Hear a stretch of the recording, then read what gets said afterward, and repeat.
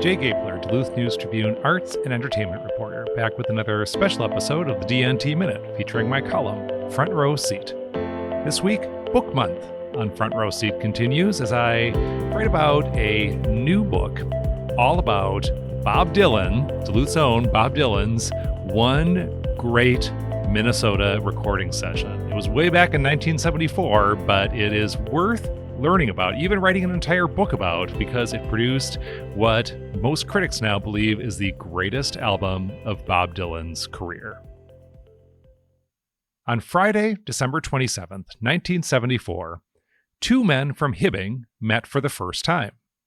Drummer Bill Berg carried his kit in from the bitter cold to set up at Sound 80 in Minneapolis, where he was booked for a recording session with Bob Dylan. Did Dylan and Berg chat about their shared Iron Range history? About the fact that Berg had once seen Dylan, 4 years his elder, playing with Hibbing High School band The Golden Chords? About the fact that one of Berg's cymbals came from Crippa Music, one of Dylan's favorite Hibbing haunts? About the fact that Berg and his own band had rehearsed in the basement of Dylan's Hibbing house? Not one bit, Berg remembered, as quoted in a new book about that recording session. Bob does not ever do small talk that I've ever heard. So it was only about the music, and hardly much about that at all. The new book, titled Blood in the Tracks, The Minnesota Musicians Behind Dylan's Masterpiece, is co-authored by two Duluthians. Rick Shefchik grew up here and wrote for the News Tribune for 3 years before becoming a St. Paul Pioneer Press journalist and later freelance writer. Paul Metza, a singer-songwriter originally from Virginia, Minnesota, currently lives in Duluth, where, for a time, he resided in the central hillside house that Dylan first called home. Much has been written about those two winter nights in 1974, including a 2004 book co-authored by Kevin Odegaard, one of the musicians who played with Dylan. Still, the book Blood in the Tracks now stands as the definitive account of the sessions that produced one of the most lauded albums ever recorded in Minnesota. In the most recent version of Rolling Stone magazine's ranking of the greatest albums of all time, Prince's Purple Rain, partially recorded live at First Avenue with other sessions at studios in Minnesota and on both coasts, comes in at number 8. Just one spot behind it is Blood on the Tracks, ahead of staggering works like Blonde on Blonde and Highway 61 Revisited as the most highly regarded LP by the only rocker to win a Nobel Prize in Literature. It's taken the Minnesota musicians who joined Dylan on that album a long time to get proper credit for their contributions. When the album hit stores in 1975, only the musicians who performed on the album's initial sessions in New York were credited. To this day, as the book's authors note, standard issues of Blood on the Tracks still contain only credits for those artists. It took a deluxe reissue for the Minnesota performers to see their first official credits in association with the masterpiece. Why? Well, the Minneapolis sessions were a second thought. After recording in New York in fall 1974, Dylan had a fully complete version of the album ready for release. He wasn't entirely happy with the tone of the New York sessions, though, and wanted to give one or more of the songs another try. His brother, David Zimmerman, assembled a band for what remains the only recording session in Dylan's state of origin to become part of one of his official studio albums. 5 takes from the Minneapolis sessions made it onto the official release of Blood on the Tracks, intermingled with 5 takes from New York. The split nature of the sessions drew heat, if not light, for the Minnesota musicians. The starker New York sessions circulated as a bootleg, leading some influential fans to claim that the all-NYC version of Blood on the Tracks was better, that the, quote, anonymous group of pickup musicians in Minneapolis, as the book's authors summarized this perspective, had softened the edges. The fact that Dylan himself rejected the New York takes in favor of the Minnesota recordings might have carried more weight in the case of a different artist, but the mercurial Dylan is infamous for leaving some of his best work in the vault while inexplicably releasing duds. Even when the reissue More Blood, More Tracks was released in 2018 with dozens of outtakes and, at long last, accurate credits, the Minneapolis musicians got short shrift. All the outtakes from the Sound 80 sessions were lost, so every alternate take included in the reissue was a New York recording. Blood in the Tracks, the book, grew in part out of Metza's years-long quest to elevate the musicians who played on those magical Minneapolis sessions. The author's take on the New York did it better argument is that a half-century of acclaim has vindicated Dylan's own decision to recut some of his songs in Minneapolis. They write dryly, "Surely there isn't much room for improvement."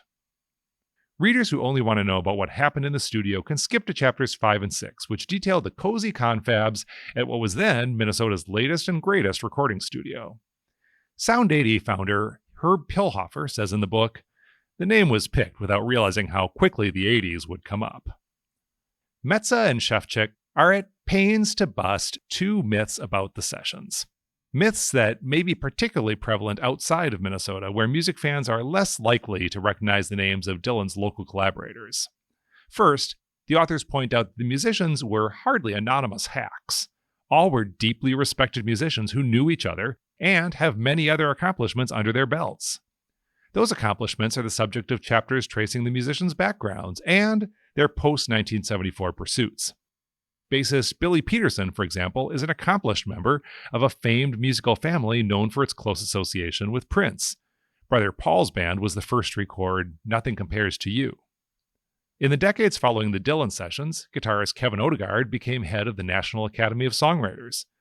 The late multi-instrumentalist Peter Ostroushko, who contributed mandolin to If You See Her, Say Hello, became bandleader for Our Prairie Home Companion.